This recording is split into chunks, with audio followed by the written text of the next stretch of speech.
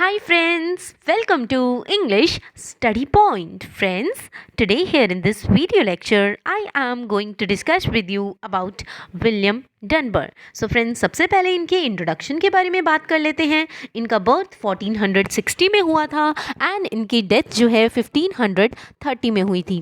Friends, इनकी birth और death date जो है वो याद रखना इतना इम्पॉर्टेंट नहीं है. उससे ज़्यादा इम्पॉर्टेंट ये है कि ये जो है किस सेंचुरी में जो है अपने वर्क्स को कंपोज किया करते थे.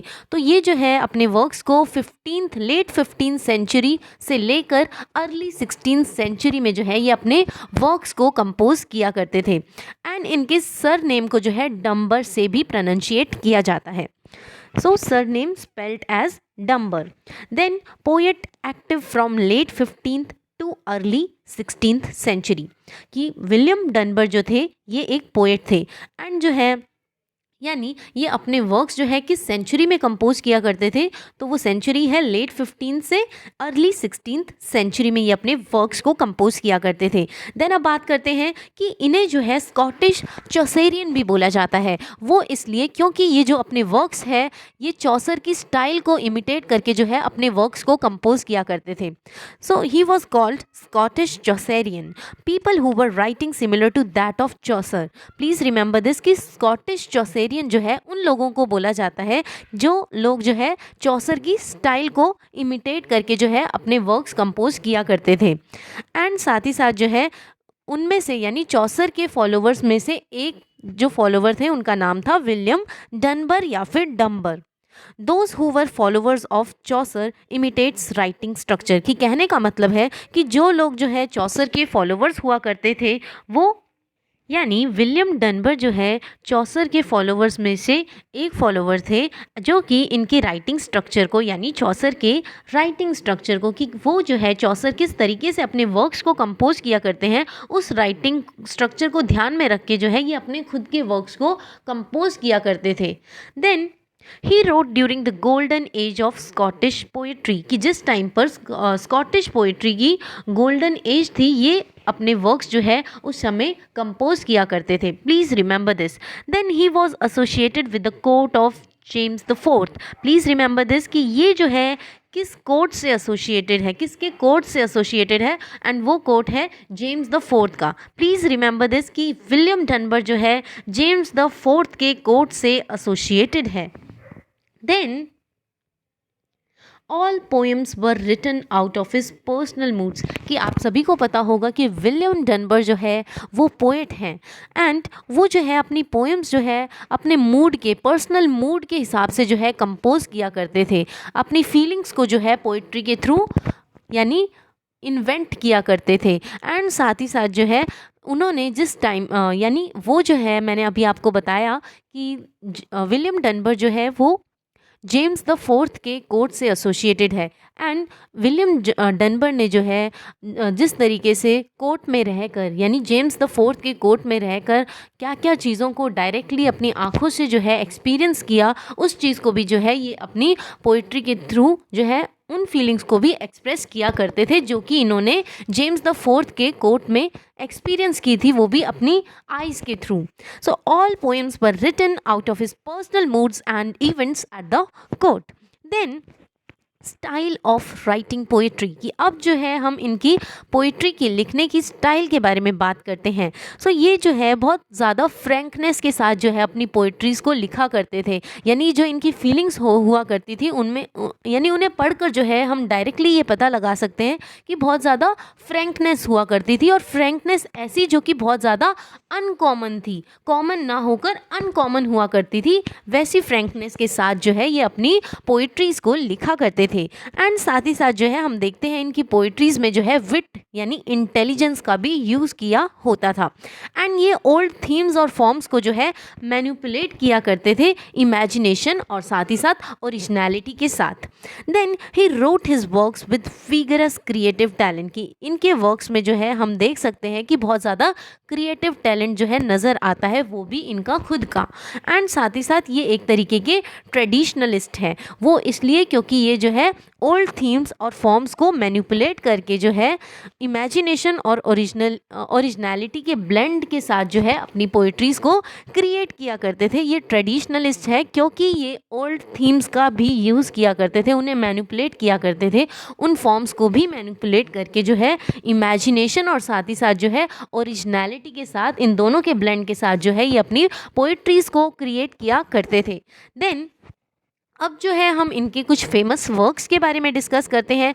सबसे पहला इनका फेमस वर्क जो कि यूजीसी नेट एग्ज़ाम्स में भी इस पोएम से रिलेटेड क्वेश्चन पूछा जाता है, तो उस पोएम का नाम है lament for the Makaris. Please remember this कि ये जो है विलियम डनबर की फेमस पोएट्री है, लेमेंट फॉर द मकारीज। सो इसे जो है इस पोएम को लेमेंट फॉर द मेकर्स भी बोला जाता है। यहाँ पर मकारीज जो है वो पोएट को बोला जाता है, लेमेंट मतलब सैड। यानी ये जो है अगर हम इस टाइटल को के मीनिंग को पढ़े तो हमें जो है कुछ ना कुछ हम इस पोएम के टाइटल को पढ़ के ये प्रिडिक्ट कर सकते हैं कि ये जो है शायद लगभग जो है वो कहीं ना कहीं ये पोएट्री जो है वो सैडनेस के अराउंड डील करती होगी। तो लेमेंट का मतलब यहाँ पर सैड है, देन मकारीज का मतलब है poet. Then this poem also known as, please remember this कि इस पोएम को जो है लैटिन में किस नाम से भी जाना जाता है, I that in hell was and gladness. Please remember this, very important, कि इस पोएम को लेमेंट फॉर द मकारीज या फिर मेकर्स को जो है इस नाम से भी जाना जाता है, I that in hell was and gladness. Then poem in form of dance macabre. Please remember this कि इस पोएम की फॉर्म कौन सी है, वो ये है डांस मकैब्रे की फॉर्म है। ये एक तरीके की फ्रेंच प्रोनंसिएशन है, डांस मकैब्रे, जिसे इंग्लिश में जो है जब ट्रांसलेट किया जाए तो इसे बोला जाता है the dance of death. Please remember this, it is an artistic genre of allegory, कि ये एक तरीके का एलिगरी का आर्टिस्टिक जॉनरा है। और एलिगरी क्या होती है इस पर मैं ऑलरेडी सेपरेट वीडियो लेक्चर बना चुकी हूँ। Of the late middle ages, कि इस ये एक तरीके की ये जो डांस मकैब्रे है ये एक तरीके का एलिगरी का आर्टिस्टिक जॉनरा है, बट ये जो है लेट मिडल एजेस में जो है देखा जाता था। यानी इस तरीके का जॉनरा जो है लेट मिडल एजेस के टाइम पर देखा जाता था, which mainly talks about the universality of death, कि ऐसे जो ये पोएम की फॉर्म है डांस मकैब्रे, इस फॉर्म का जो है इस पोइट्री में यूज़ किया गया है। एंड ये जो फॉर्म है ये मेनली किसके बारे में बात करती है, ये जो है डेथ की यूनिवर्सैलिटी के बारे में बताती है ये फॉर्म जो है। एंड ये जो जॉनरा है ये सभी को यूनाइट करके चलता है।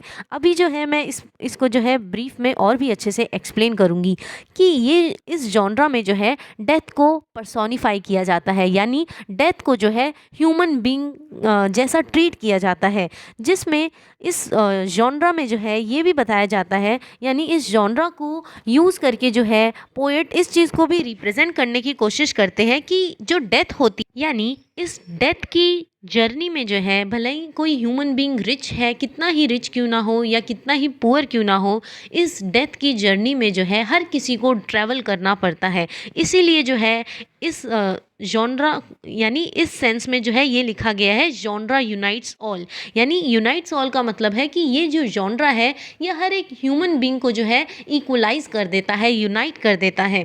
This genre personifies death and represent people from all walks of life. से कहने का मतलब मेरा ये है कि यानी इस जॉनरा के थ्रू जो है हर एक ह्यूमन बीइंग को जो है रिप्रेजेंट किया जाता है, भले ही वो गरीब हो या फिर अमीर हो। एंड साथ ही साथ जो है ये भी बताया जाता है, इस चीज़ को फोकस में लेकर आया जाता है कि डेथ की जर्नी में हर एक को ट्रैवल करना पड़ता ही है।